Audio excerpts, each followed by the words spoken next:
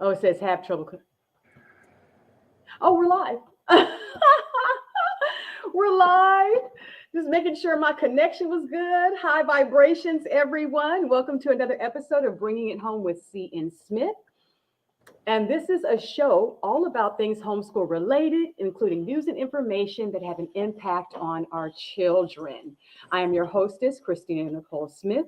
Some of you may know me by my Aboriginal name, Adelohoski Agata Nai. If this is your first time watching this show, thank you for joining us today. And a big thank you to all of our new subscribers. Welcome to the show.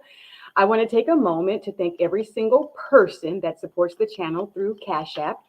It allows me to continue to bring this important message of homeschooling future generations to the collective. And it's truly a blessing, and I'm sending waves of prosperity back in your direction. Also, thank you for liking and sharing our videos. It means so very much to me. And if you're interested in in starting your homeschooling journey, but you've still got some questions, you may find my guide helpful, and you will be able to find that link below, which I will put right here. And there it is. All right. Today's guest is not just an amazing wife and a dedicated mother of five beautiful children, but she is also a firm believer in the power of homeschooling. Despite the challenges that come with juggling multiple responsibilities, she continues to homeschool two of her youngest children, ensuring they receive a tailored education that fosters their individual growth and curiosity. Our guest is also the proud owner of a successful landscaping business, bringing beauty and life to landscapes all across the state of Arkansas. Her green thumb and passion for creating breathtaking outdoor spaces have made her a trusted name in the industry. With her dedication, perseverance, and unwavering commitment to her family, business, and the homeschooling journey, our guest has become an exceptional role model for parents everywhere. Today, we have the privilege of diving deep into her story, discovering the wisdom she has gained along the way, and uncovering the secrets behind her remarkable ability to balance it all. So, without further ado, let's give a warm virtual round of applause for the incredible Queen Chandra Bey. Welcome to the show. Welcome, my dear. How are you today? Greetings, everyone. I am well. How are you? I am excellent, my dear. Just moving and shaking. Moving and shaking. I know as a mother, that's how it is, isn't it? look, all day, every day, right? Yes. Okay. So I'm pretty sure the first thing people would want to know is can you share with us how long you've been homeschooling your children and what prompted you to choose homeschooling over the traditional public schooling system? I started homeschooling in 2011. And hold on one second. My husband is coming through. Okay. There he is. But I started homeschooling in 2011. I never really liked public school, period. I didn't like public school when I was in public school. Um, my oldest daughter, she had so many problems in public school that I said, I started saying when she was in first and second grade, I said, I might just homeschool her. I might just homeschool her. My oldest daughter has high functioning autism. Um, I said, I'm just going to homeschool her. And it just went on and went on. And once my other two children, my next two oldest children, who are now 18 and 19, were starting elementary school, it just, things just still wasn't going the way I wanted them to go. Mhm. So it was then I said, you know what? I'm just going to homeschool everybody. So in 2011, I took everybody out. The school district started calling me and asking me why I hadn't registered them in the school, right? Mhm. And I told them, I said, because I went down to the school board and I took them out of your public school. That's why they're not Mhm. coming to school. And I had a good friend that was a neighbor, right? Her children went to the same school that my children went to. And they would have my neighbor come to and knock on my door and ask me why my children hadn't come up to the school yet. I said, they have to know already that I took them out of public school and signed them up to be homeschooled. And I guess evidently the school board didn't pass the message along. So the school harassed me for about 2 weeks, wondering where my children were. They want that and money. I told them, I said, hey, they're being homeschooled. They're not ever coming back to public school. They're not ever coming back. But that's how it all got started. My oldest daughter was in 9th grade at the time.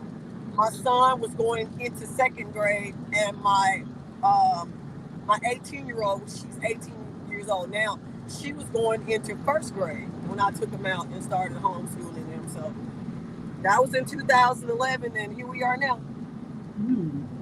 Okay. So I want to play a short clip, and then I want to get your take on what you think about this. How's your internet connection coming along? Are you in an area?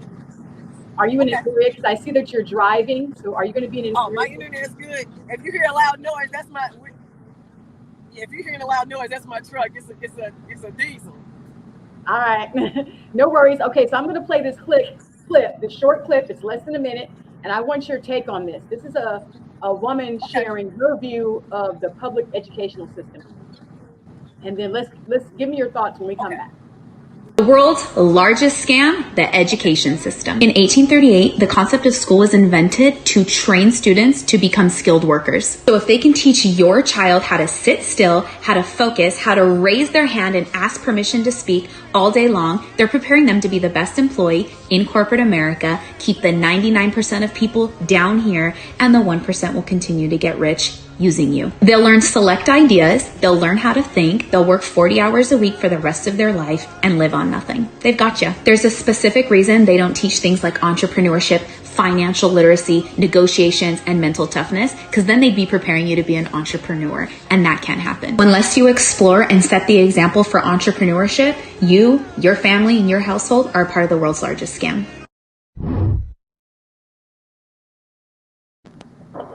I couldn't hear anything she said, Adela Hosky. Really?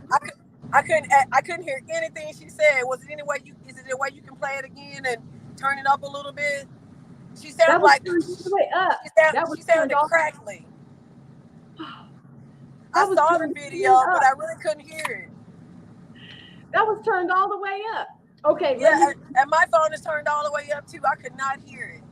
That's odd. Okay, so look. Play it again, and I'm gonna put the microphone all the way up to my ear, so you won't see my face, but I have my. It's 49 seconds. I'm gonna play that one more time. Okay, I'm gonna put it up to my ear. Okay.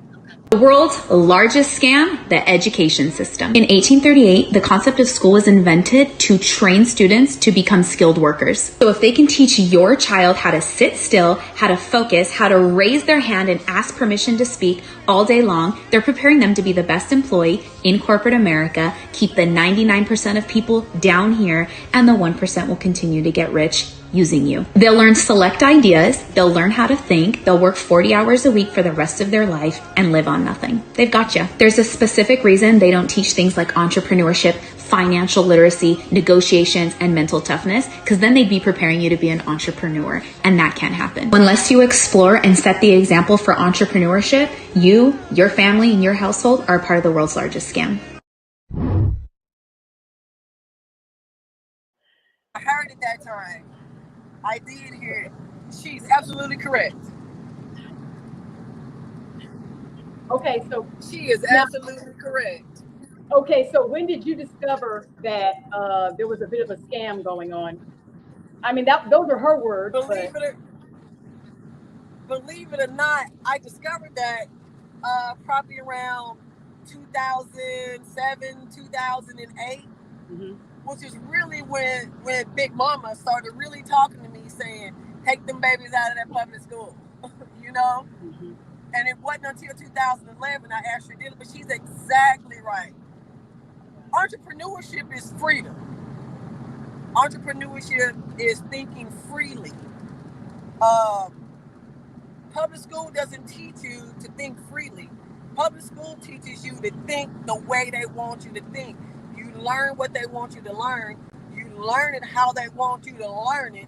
And if you decide that you want to rebel against it, they come down on you. entrepreneurship isn't something that anybody was taught in school. We were taught to, hey, learn this right here, graduate 12th grade, go spend hundreds of thousands of dollars more in 4 to 5 years worth of college, depending on what it is you want to do. When you leave that college, then you can go into a job that we have specifically prepared for you, and you're going to do that for the rest of your life, and you'll retire about 60 or 70 years old, and that's your life. And 95% of the people fall for it. 95% of the people fall for it. And they fall for it because everybody's too scared to think for themselves. And people will try to give me heat, but I give heat back. My clapbacks is better than most people that I know. I tell people, stop being lazy. Stop being lazy. Learn how to do something for yourself. People are so bent on government ways of doing things. Because think about it. The public school education is nothing but what? The government's way of doing things. And if you think about the government is a piece of paper, really. It's a piece of paper that's ran by people. So the government isn't the problem. It's the people that's pushing the agendas inside the government that's the problem. And people blame a lot of things. The U.S. government is this and the U.S. government is that. The U.S. government is a corporate entity on pieces of paper, period. It's messed up minded people that have us wrapped up in all these crazy situations that know everybody's too scared to get out of. And then we'll get mad when things aren't going that way. Well, when you a slave thinker, you can't get mad because you waking up every day to do just exactly what it is they're giving you.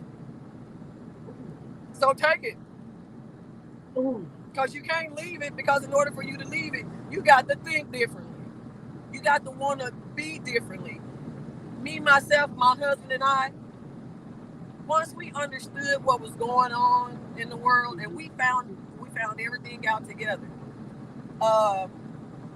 But beforehand, he and I both rebelled against the public school system. I graduated 34th in my class in high school out of a class of 300. So I wasn't a dummy. I had all the advanced classes and all those things, but none of it ever felt right to me. None of it. I don't care how much I learned. I realized that I was only learning it because that's what they were teaching me. Giving you that you've already. And our children, we said, you know what, now that we know, we would be the worst parents ever if we let our children continue to go down the path we knew was a BS path for us. And it would be a BS path for our children, and we would be BS parents if we allowed it to soak our children up and absorb our children the way it absorbed us, right? So Yes. we just 2011, we said it's over with. We gonna homeschool our children, and that's what we've been doing ever since. That was fire. That was fire. Okay. Well, you know what I want to know? Because this is a big one. People always talk about socialization. That's a big one. Like your kids won't be socialized.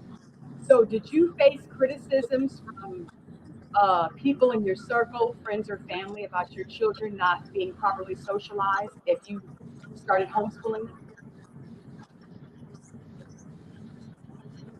Can you hear Oh me, Chandra? yeah, you know the families was the first. The family was the first ones to express their opinion about it, and all of it was negative. We actually had family members saying that our children were going to be dumb, they weren't going to know anything, we was making the wrong decisions, and right now to this day, it's a lot of them who see how successful we've been and our children have been, they're still saying the same thing, right? But they see the success that we have. But you know what I do now? I chop them off at the knees with my words, and I tell them, you show me any children that is more respected by people their age and older people. But not only that, that's more respectful to people their age and people that's older than them. That's everybody. My children respect people. People respect them. Yes. People respect them. You feel me? My Yes. children are respected by people in the community. And people forget about that. Our children deserve respect too. We walk around all day long talking about respect for us, respect for us, respect for us. I respected my children and my family first. And I didn't care what nobody said. And you know, people will call themselves getting mad and saying what they saying, but I tend to hold my tongue until it's necessary for me to say something to somebody, to really have to put somebody in their place, because I myself try to be as respectful as I can, but sometimes you just got to dig in somebody's you know what and make them feel real bad, because all they're trying to do is make you feel bad. That's right. Yes. I don't have time for that. Mm-hmm. And I don't have time for people trying to make my children feel bad for the fact that they were homeschooled and that they were given the option to learn whatever it is they wanted to learn. I didn't teach my children United States government stuff. The one thing I taught my children was the Constitution. And the one thing I told them about the Constitution was this. This is a trust indenture. Because I taught my children trust. I told them, I said, the Constitution is a trust indenture. The Senate and the House of Representatives people are trustees for the United States Corporation Public Trust. And we hear that term public trust all the time. Yes, we do. Yes, we do. And we don't know what it is. We thinking it's the public giving trust to something. No, it's the fact that your birth certificate bonded you into the public trust. And the public trust is how they school you, how they feed you, how they work you, how they lie to you, how they mistreat you, all that. So I taught my children not that the Constitution was important, but that it was a trust indenture. And guess what? I told them the same trust I invented for y'all that I created for them, because I created each one of my children their own personal trust. I said that trust that I created for you all is no different than what the Constitution is to the United States government. Now you tell me where the power is. The power is in them. I let my children know that the power is in you. You learn what you want to learn. You seek what you want to seek. Everything else is just flamboyant mess. Stuff that's been blown up to make it look good, but it's not. And people will get mad when other young people will come and ask me and my husband our advice about certain things. Like they'll ask us about college and things of that nature. Well, a lot of people don't know. I went to college and I quit 15 hours from graduating with a psychology degree and a minor in sociology. And why did I quit? Because it's not until you get those big books when you in these senior level classes that you actually start learning how it's all a scam. Psychology, the way that psychology is taught and the way that psychology is given to the public is a scam. It's a scam. When you look at all the symptoms that they say comes along with all the thousands of mental illnesses that they've come up with. Yeah. The first two symptoms is stress and depression. Yep. Well, if you can help somebody handle their stress, they'll be less depressed. And if you can help somebody handle their depression, they'll be less stressed. So all the other psychology talk is mess. It's mess. Someone cannot come to me and tell me psychology isn't a scam. I studied it. And I studied it for 5 years. And I quit. I quit 6 months before I was to graduate because I said this to myself. I said, self, you know the truth now. Do you still want that couch where you want people to come in and lay down and talk to you and tell them their problems when you know that this is all a scam? I said, self, you right. I said, nope. And I didn't go back to college at all. I quit. I didn't never go back. And my teachers, because I had like a 3.9 grade point average, my teachers would call me and ask me where I was. And I had to tell them, I quit. I quit because this book you told me to buy, this $1,000 book, because you know those college books are expensive. This was a $1,000 college book that was, I don't know, 3-4 inches thick maybe, and it had all the symptoms and things in it, and the diagnosis is in it. I told my psychology teacher, this big book you had me to buy told me the truth, and the truth is that everything in this book is a lie. I'm not ever coming back, and I wouldn't recommend anybody to go to college. Why? Because if you go to Walmart, everybody you can put your finger on with a blue vest got a college degree, and they'll tell you that Walmart is paying them more money than their degree would ever pay them. College is a scam. It's a scam. People only need to learn a trade. People only need to go and do what they love. People only need to learn what it is that they want to go out there and do and give to the world and present to the world. I'm an artist. Most people don't know that. I garden. I'm a photographer. I do many things that ain't got nothing to do with college, because college ain't never made me money. The fact that I wanted to do things my way made me money. Okay. That's real talk. All right. So that was a mouthful. And a lot of people feel like college is going to be like the ticket that gets them financial freedom. But Yes. I agree with you when it's a scam to me in a way, because it gets you in more debt. I feel like if your purpose is to do something that where college is required, then I think you should do it. If you feel like your heart is telling you to do a certain thing, but you I need to go to agree. college to get it done, then try to get a scholarship. Don't go into debt. Live your life, do your purpose, but it's more debt slavery after that. It's so hard. Exactly. That's exactly what college is. It turns you into a debt slave at 18 years Yeah, old, and you yeah, carry that student loan debt for the rest of your life, because most folks hardly ever get that stuff paid off. yeah, yeah.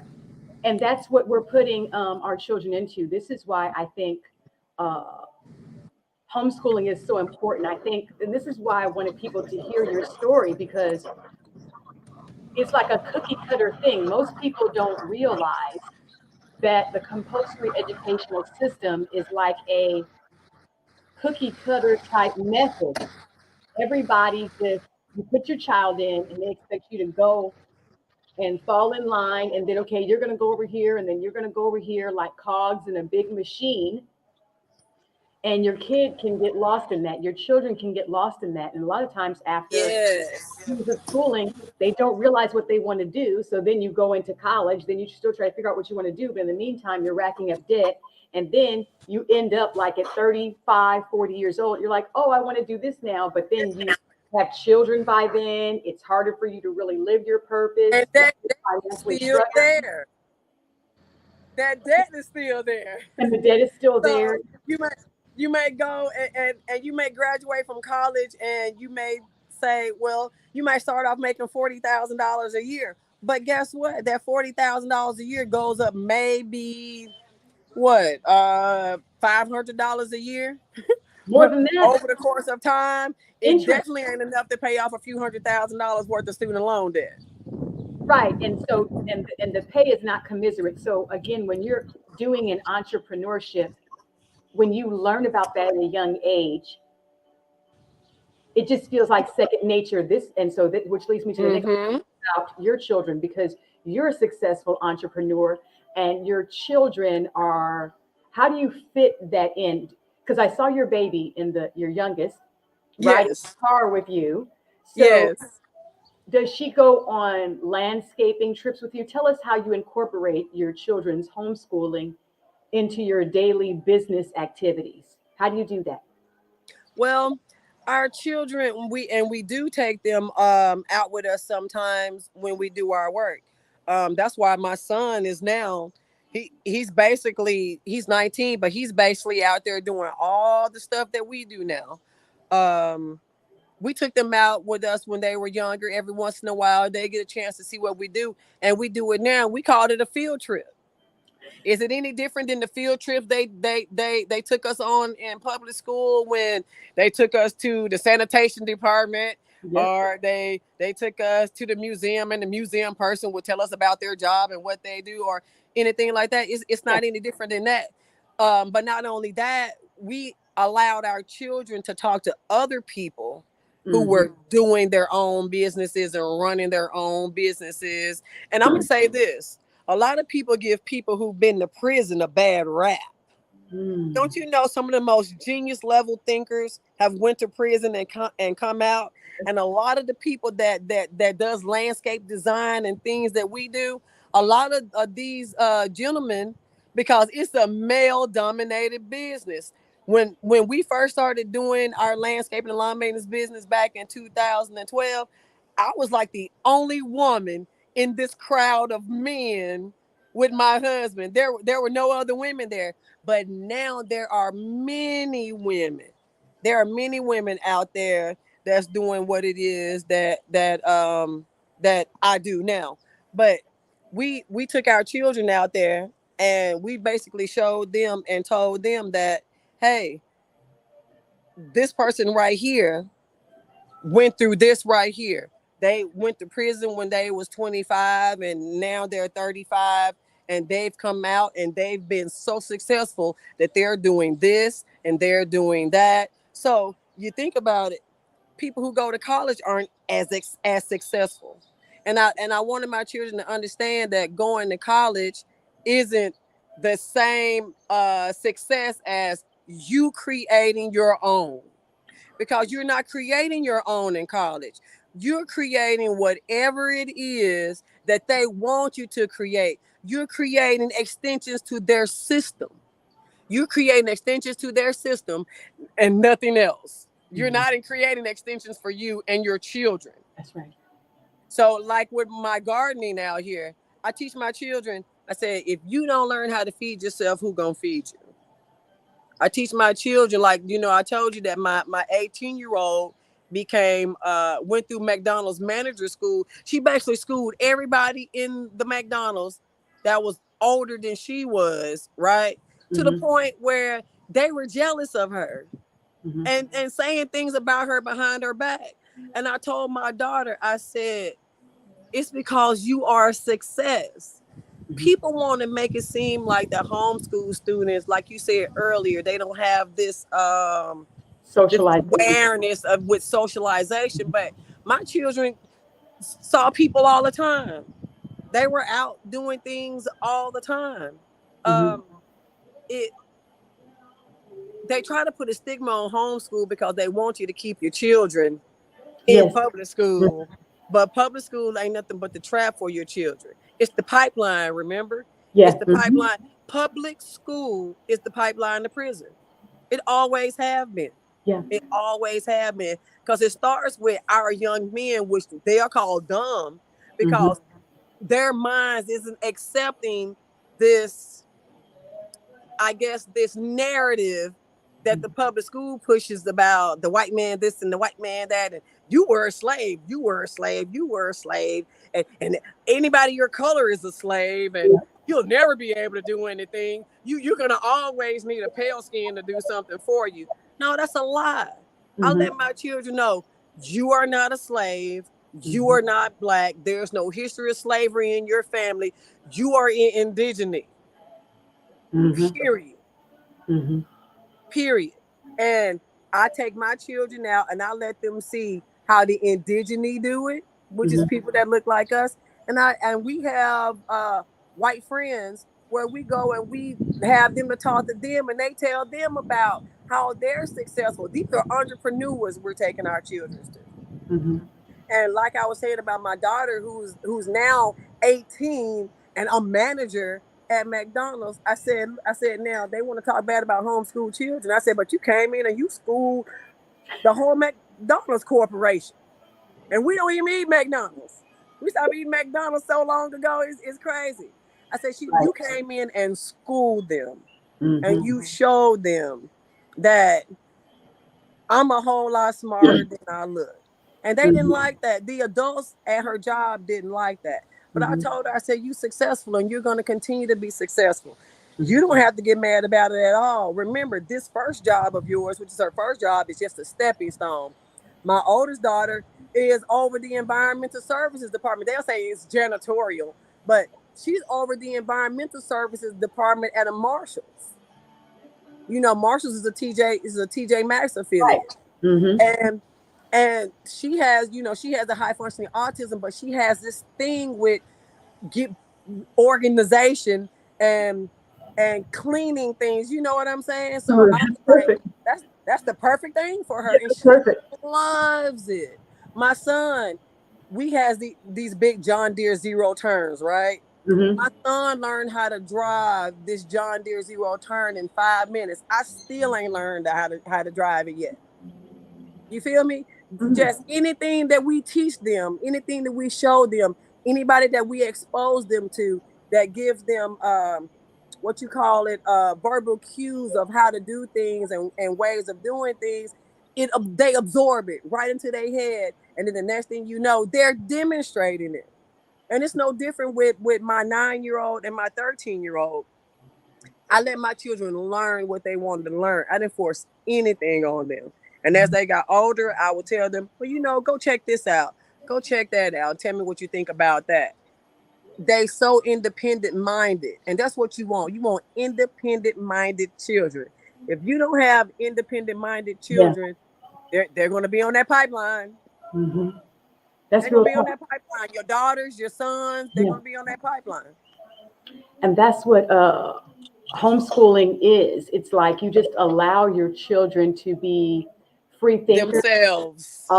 They develop who they are naturally. The world doesn't tell them you're this, you're that, because I was, and I still am, I'm very controlled about or methodical about what I would allow the children to have access to, because we know children absorb, very young children absorb things like a sponge. So you have to, when they're homeschooled, you can say, okay, well, we don't have to watch that. They don't. You have more control there. It's your household. So you can say, you know what, we're not going to watch that. Turn that mess off. What's that? And then you know what's theirs. When you have a child in a public school, you don't know what they're picking up and bringing home, like habits. Exactly. And you're like, well, we don't do that in this house. Where'd they learn that from? And it's like, well, you're putting them in a mixing pot of who just, you know, it's like you don't want to be like, you don't want to send your child to school and your child come back with all those thousands of personalities rubbed all over them, and they come in the house and they display it. Because think about it, that's what all children do. They go to the public school and they absorb what all the other children are doing and saying, what all the teachers are doing and saying. That's psychological trauma. That's psychological trauma. You feel me? Okay. And I said, I didn't want my children to go through that psychological trauma. And, you know, going back to what you asked me earlier about families and family members and things, agreeing or disagreeing, everybody disagreed. We didn't have not one person on either side of the family, my husband's or mine, except my mother.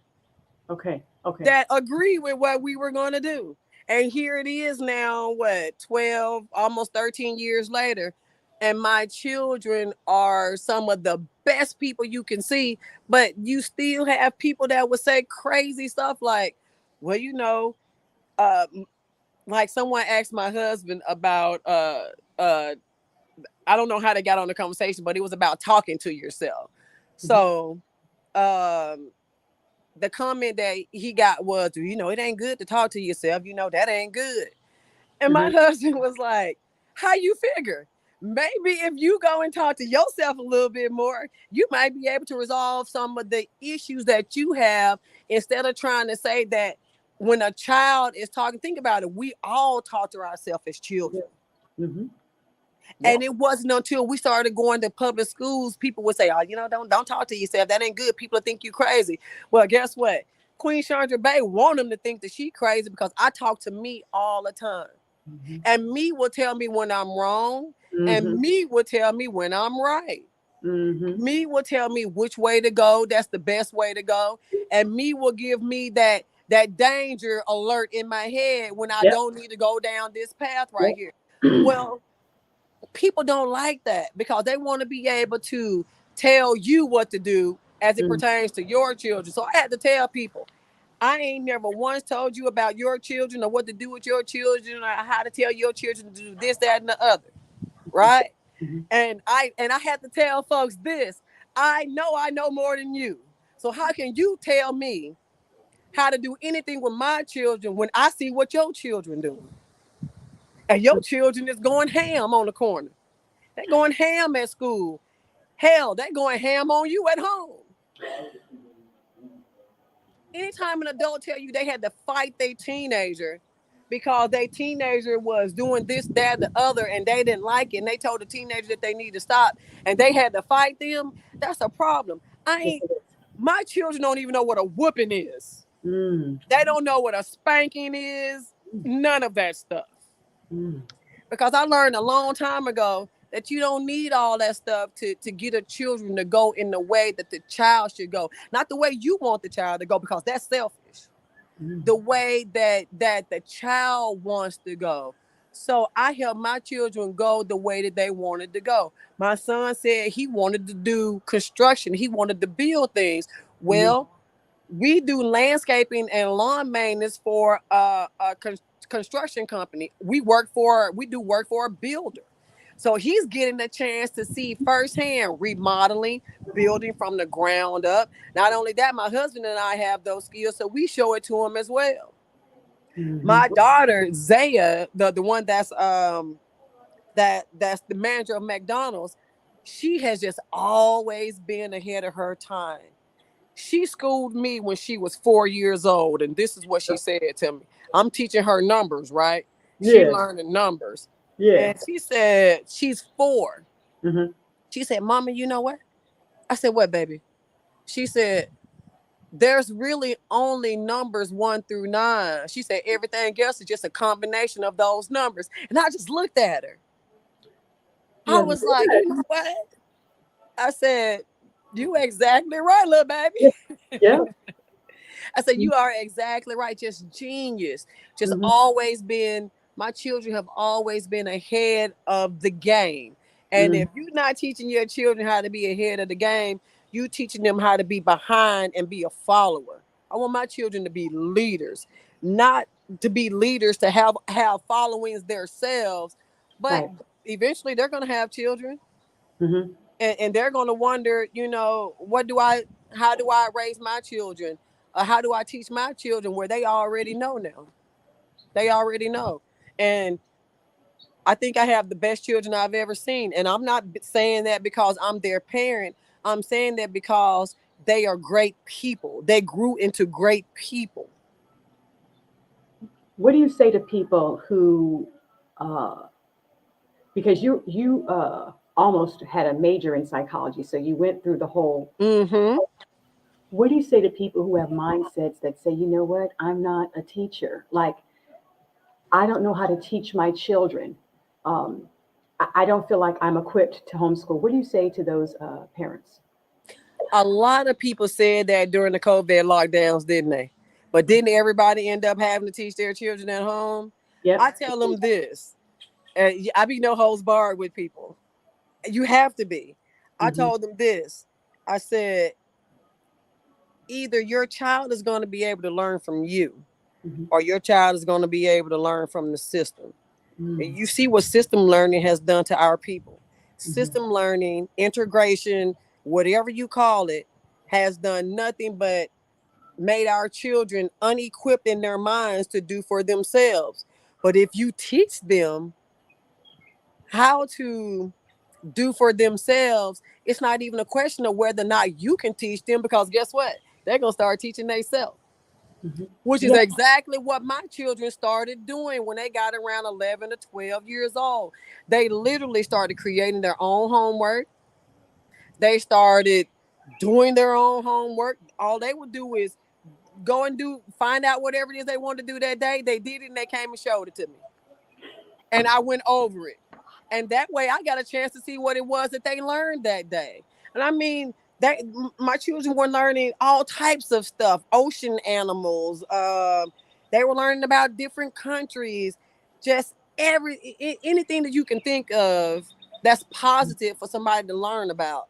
They went and learned it, and they learned it on their own. But not only that, my oldest one now helped the younger ones. So I don't have to do much. I think people are afraid to. I think there is a psychological aspect to that because It is. if you are in the public schooling system, I went to public school, Yep. um, and they do make it seem like there's something magical. I'm not discrediting uh, classically trained teachers, but the as mothers, as women, we have the children. So we're not going to sit up Yes. and wait to get a teacher to teach our babies anything. We just naturally descend upon our children. Like, okay, Yes. here's, oh, look, this is how you do this. This is mom. This is dad, mama. We're just naturally going to start teaching them things anyway, just us being. Us And it was being. that way up until the desegregation era, the integration era, because my mama told me. My mama was 15 when all that started taking place. And she was going to an all-black school, what they call all-black schools, being taught by a teacher that looked like her, being taught exactly what it is that they needed to learn. As soon as integration happened, my mama said she went from learning to fighting every day, because the so-called white children wasn't happy that they ended up coming to their schools. They didn't like that. And I said, well, mama, you didn't learn anything after you did the integration process then, huh? She was like, no, we didn't learn a thing because we were too busy fighting them every day. And I'm not talking about just with their mouth. I'm talking about they were literally physically fighting every day. Wow. So I Yeah. just think, like I said, I be no holds barred with people. I'll tell people, stop being lazy. I tell people to stop being lazy. Mm-hmm. Just stop. Stop There, being lazy. Stop being lazy. Stop making up excuses of why you can't do something. The word can't. And we saw this in what was the name of that movie? Love and Basketball. The word can't shouldn't be in a man's vocabulary, right? But the mm, word can't is in everybody's vocabulary. Oh, mhm, I can't do this. Oh, I can't teach my children. Oh, I can't feed my children. Oh, I can't do this. I can't do that. Da, da, da, da. When it comes down to feeding our children, we have to feed their body and their minds, mhm, right? mhm, And if we can't do it, then who gonna do it? We the only species on the planet that's supposed to be the smartest, supposed to be the most intellectual, and supposed to be above the rim of all the other species. But all the other species of animals know how to take care of their babies. They know mhm. how to feed them. They know how to take care of them. We come up with a lot of excuses to why we can't take care of our children. And where do we get that from? Indoctrination. We Yep. get it from the indoctrinated way. We Mhm, we we were told that we can't take care of our children. We were told, well, you don't know how to feed your children, so we're going to give them these government food programs and and send your children down to the boys club, and I ain't knocking boys clubs or girls clubs, none of that stuff. But they would give all the food to them instead of your parents figuring out that they're the ones that need to feed you. Because guess what? If you sending your child somewhere else to get food for their body, you can best believe somebody else is giving them some food for their mind, and it may be tainted. ooh, that's real talk. That's real talk.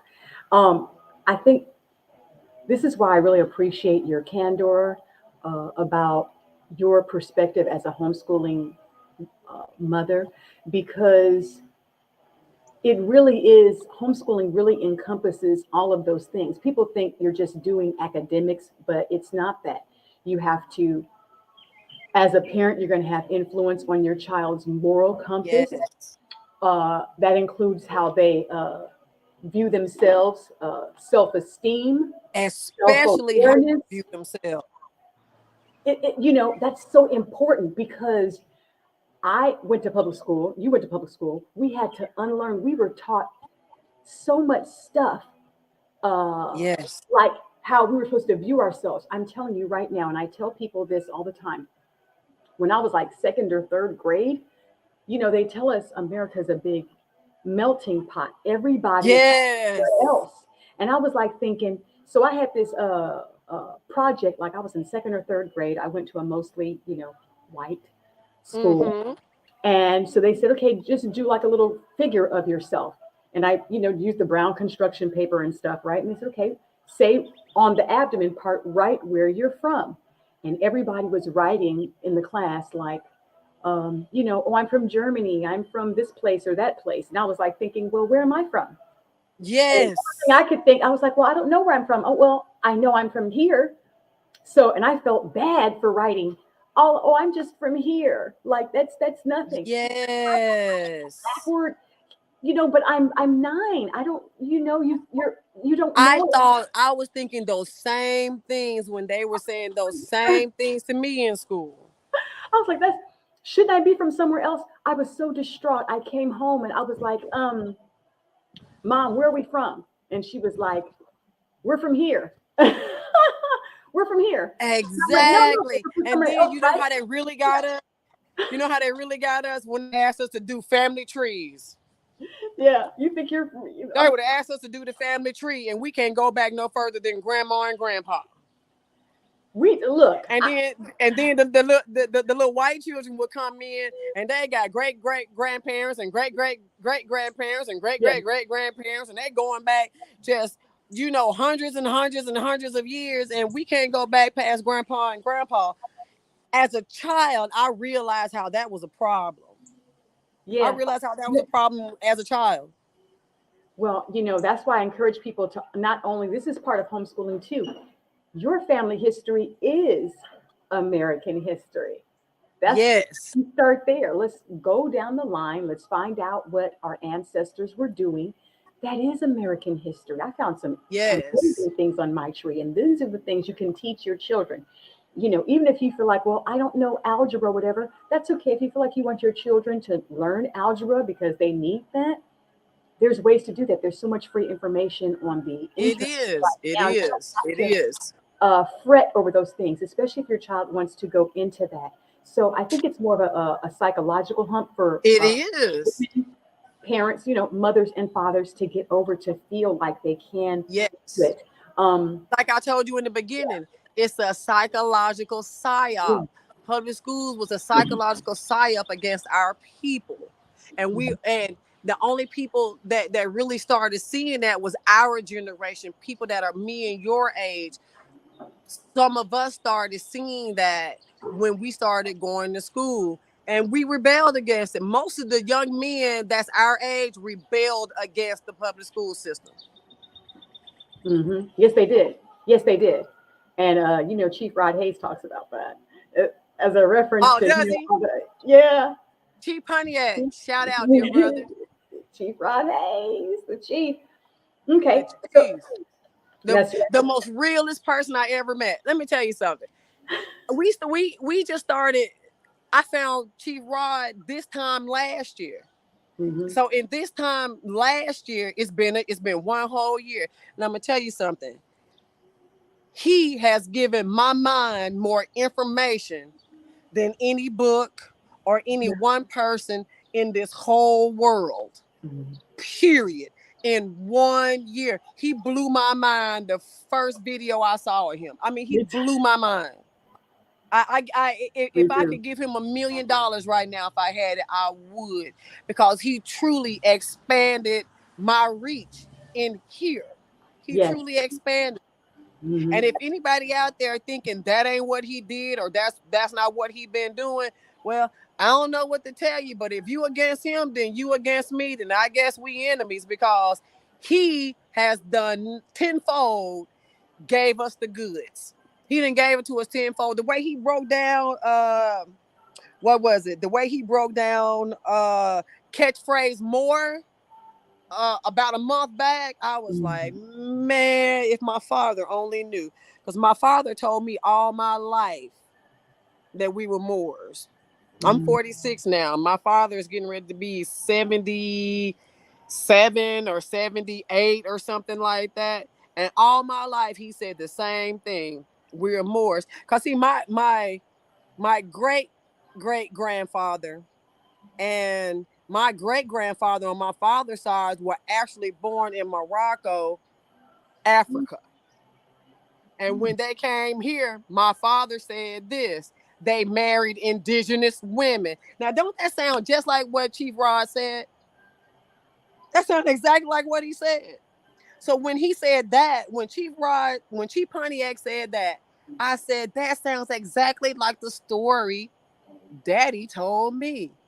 They came here and married the indigenous women and started blending in.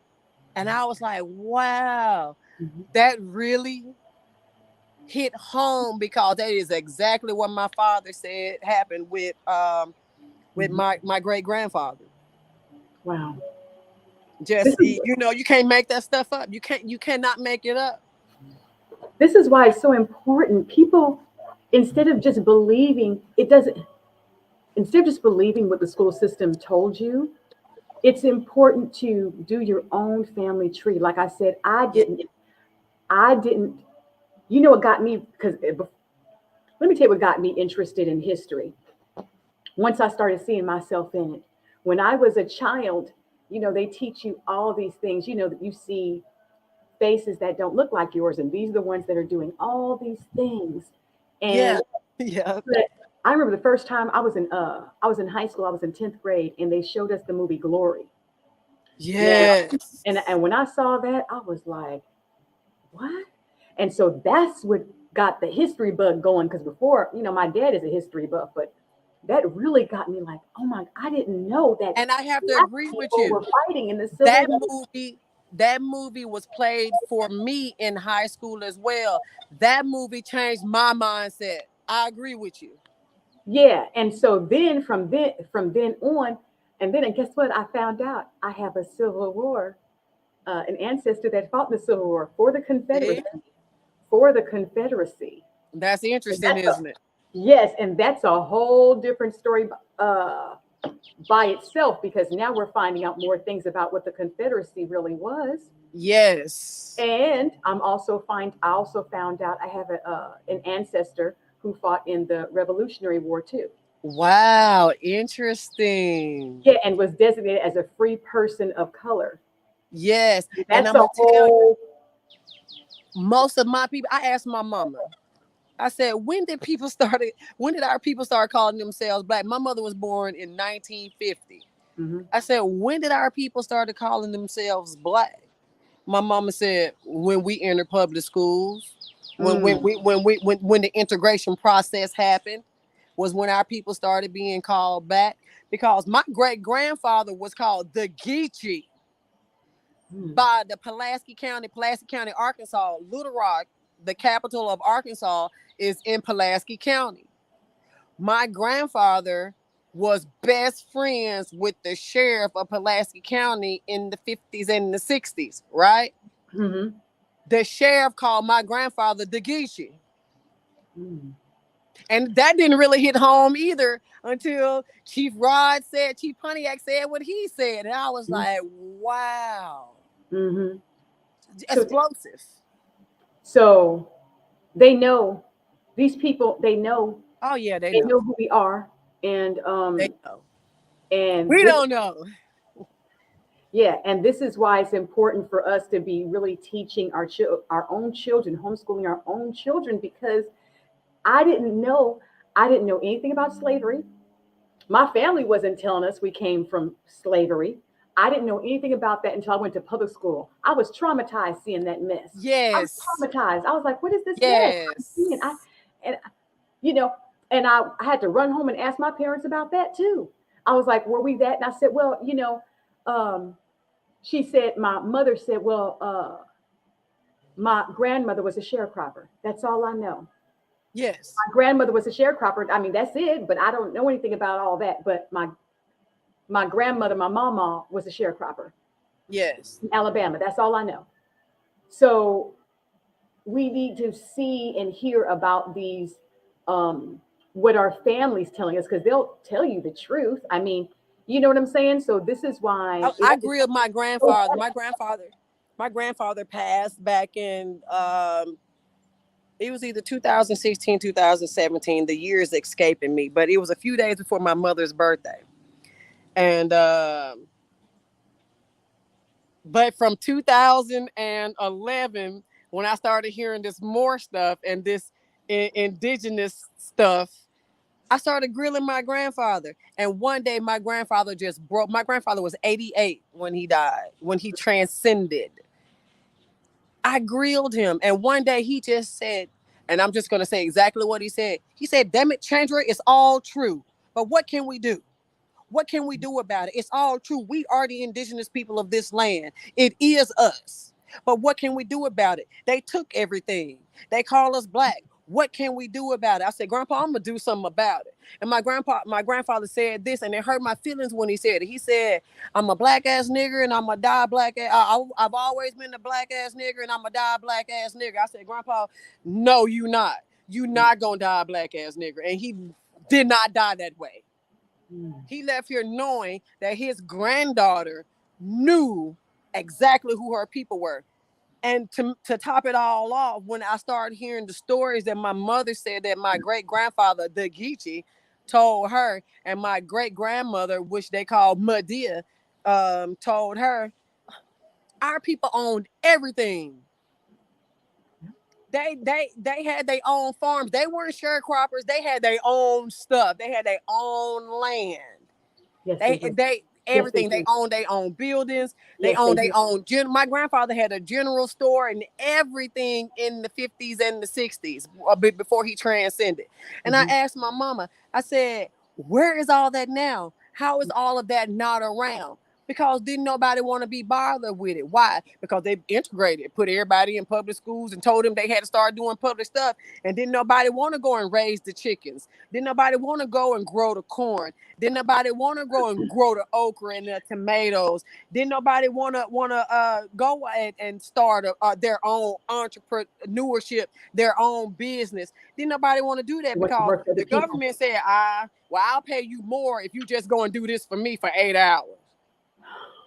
And then everything just became lost.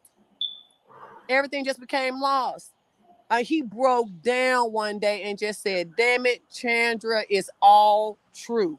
Not only that, my husband's grandmother, she just turned 89 in May, right? A Mm-hmm. few years back, he talking to her. And then he talking to her.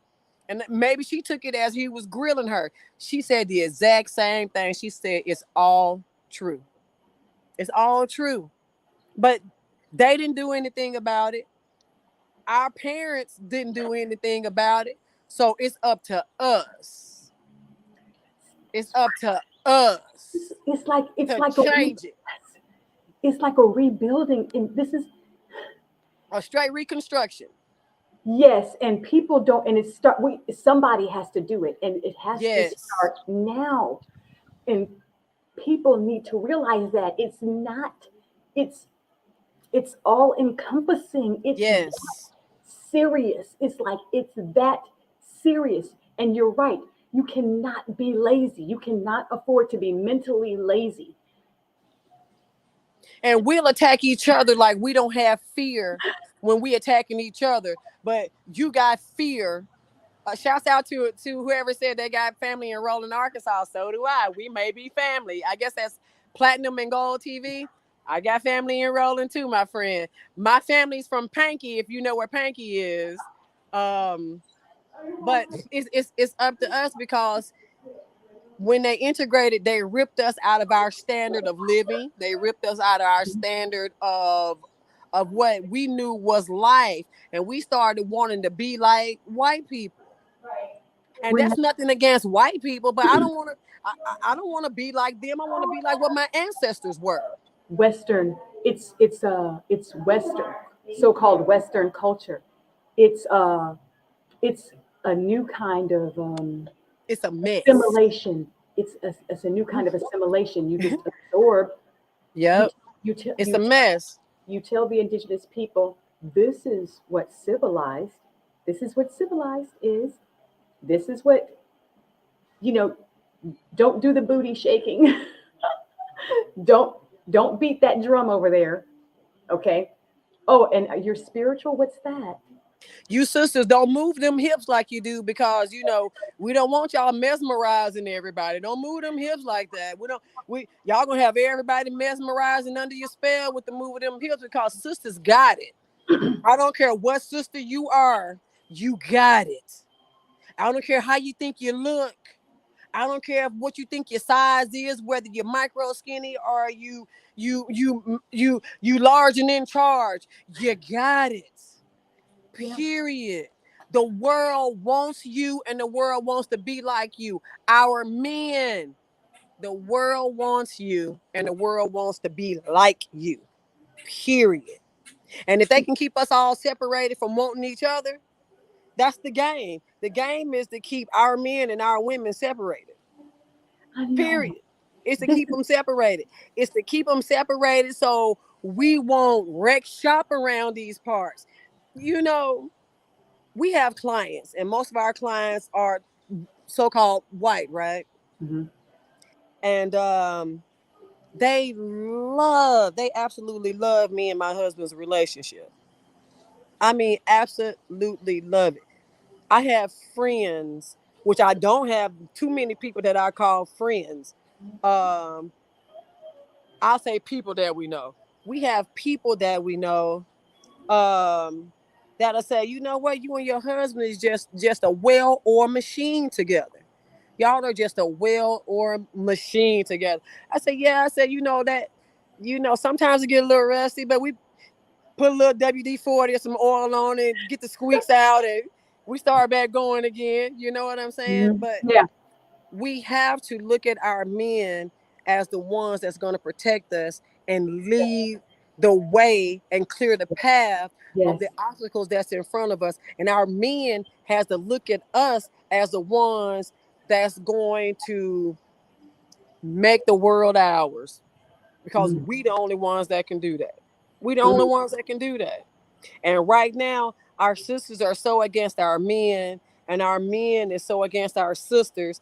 I look at them like we gonna forever be lost if our people don't wake up and see that the game that's being ran is truly against them.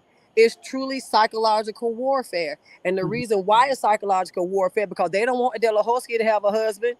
They don't want Queen Chandra Bey to have a husband. They want all of us on Section 8 receiving government benefits without a man in the house. Now tell me that ain't what Section 8 is. That's You exactly can't what it. have a man around. They don't even want you to go on a date. And You there's know. so many sisters that love that. They love it. Well, when all that's gone, what you gonna do? I know.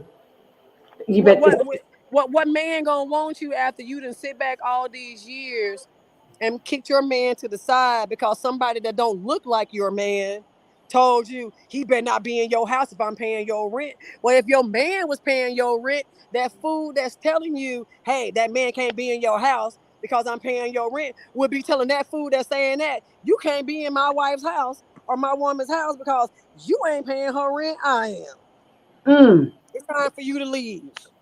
We need to get our families back together, and homeschooling is an integral part of that. If you can bring the children home, and it's like it's going to have like a cumulative effect, and that's what we want. One more thing I wanted to ask you is about your support network. I know a lot of homeschooling mothers want to know um, how do you have a support network in place, like when you just need to get breaks? Where do your children go if they're always with you? You don't send them to daycare. You don't go to school. The children don't go to public school. How do you get your breaks? And where's your support network? How does all that work out?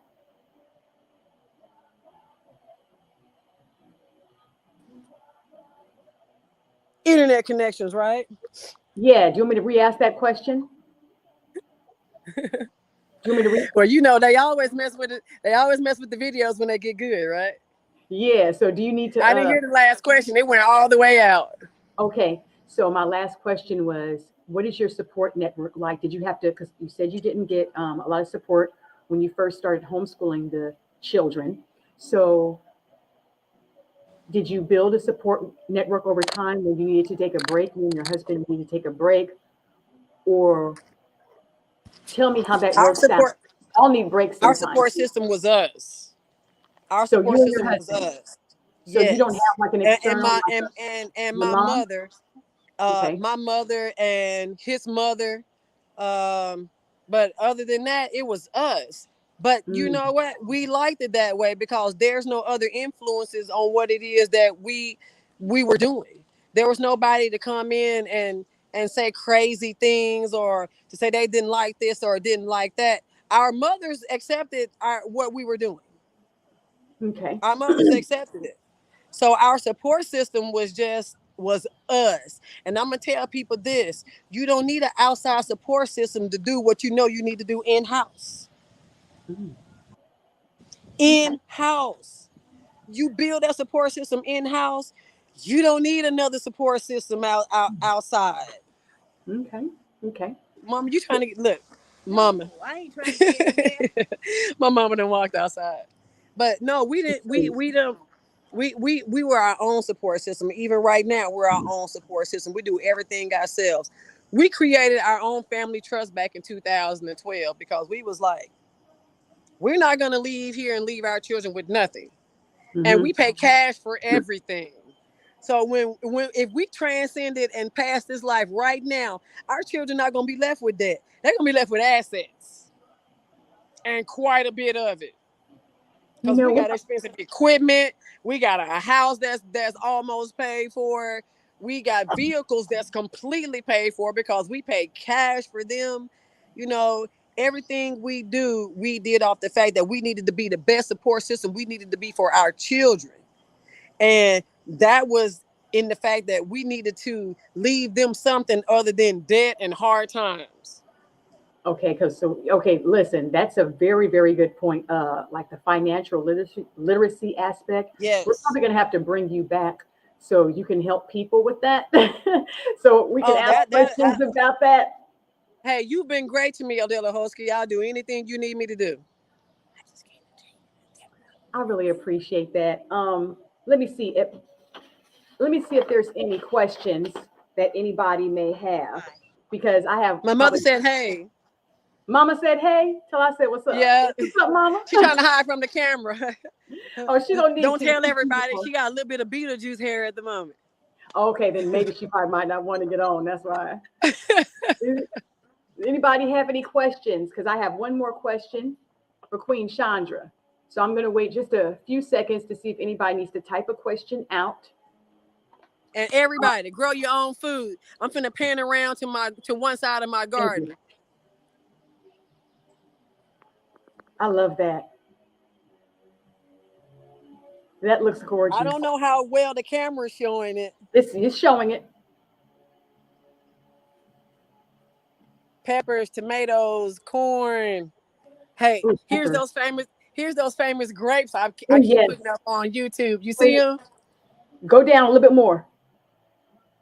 There's some type of netting around it. Is that correct? Yes, the birds will eat them all.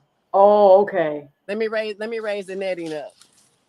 Can you see them now? Bring the camera down. There we go. Oh, I see the grapes right there. Yeah. Those look gorgeous. And they're everywhere on here too. And here's peppers and okra. I mean, we got everything going on. And this is just one side of the garden.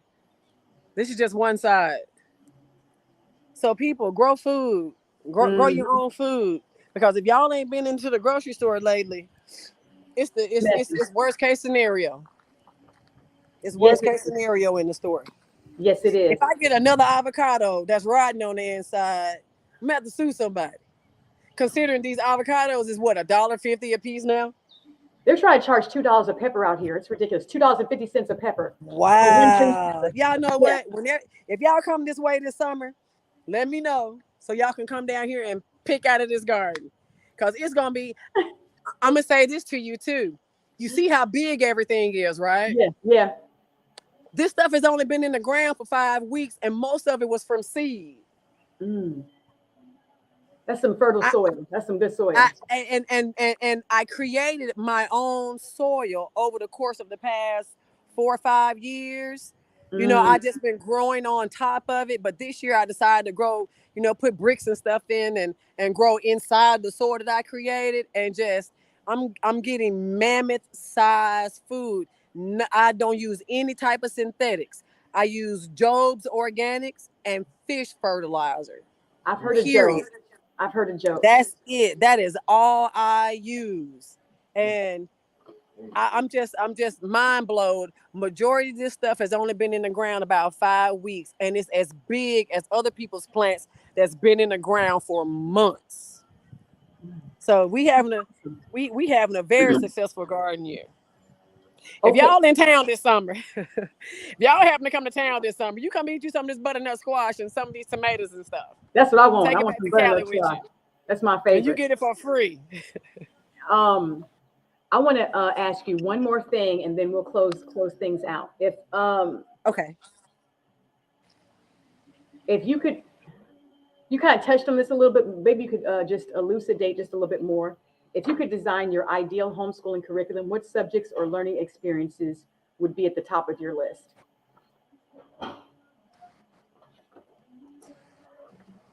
Indigenous history. It would be at the very top. Not math. Science would be second, and not the bogus science that they teach us. It would be indigenous history, because in the science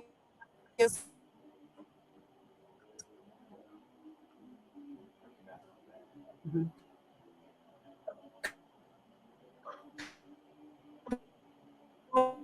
Sounds looks like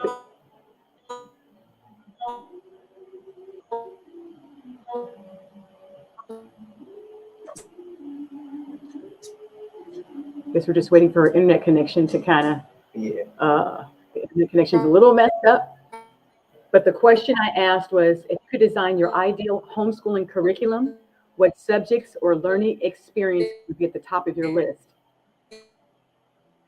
And before Chandra's internet connection went out, she said Indigenous history would be at the top of her list.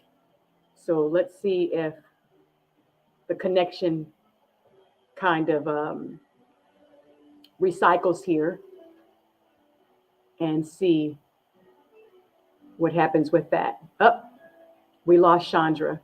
I'll wait a few moments to see if she comes back in. But in the meantime, I want to thank everybody for joining us today. That show was fire. I'm going to include Chandra's socials here. I think her socials are right here. Yeah. So Queen Chandra started a YouTube channel. This is her YouTube channel. If you want to start checking out some of her gardening, as you can see, she's really, really good at it. And she's going to give everybody insights on what she's doing on her gardening channel. So if you want, you can check that out. And today's show topic was about juggling it all, how this mom of five nails homeschooling and business ownership in Arkansas. And then if you want to can you hear me? Yeah, stand by. I went all the way out. My connection just came back in. Okay, so you were telling us about your it would be it would be indigenous history would be what the main thing that I would teach. Mm-hmm. Okay. And so I just shared your YouTube channel. And can you tell us, so if people are in Arkansas and they want to support your business, do you want to tell us about your landscaping business? I already have your YouTube channel here on the screen, so people can check that out and subscribe if they want to check that out. Okay. But if they're in Arkansas and they want to support your business, the name of our business is More, MOOR, for less consultations and services. We do landscape design. We do landscape maintenance and upkeep. We do remodeling.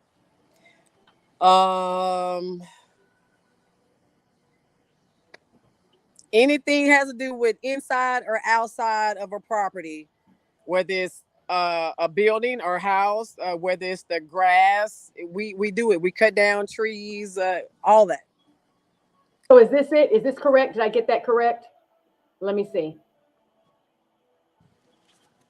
Is that correct? More for less Yep. consultation and landscaping services? Yep, that is exactly correct. Yep. Okay. So if anybody wants to support Queen Chandra's business and you're in Arkansas and you need services, I would highly recommend that you uh, check her out because as you can see, she's definitely got a green thumb. Look And at the we call growth. with it.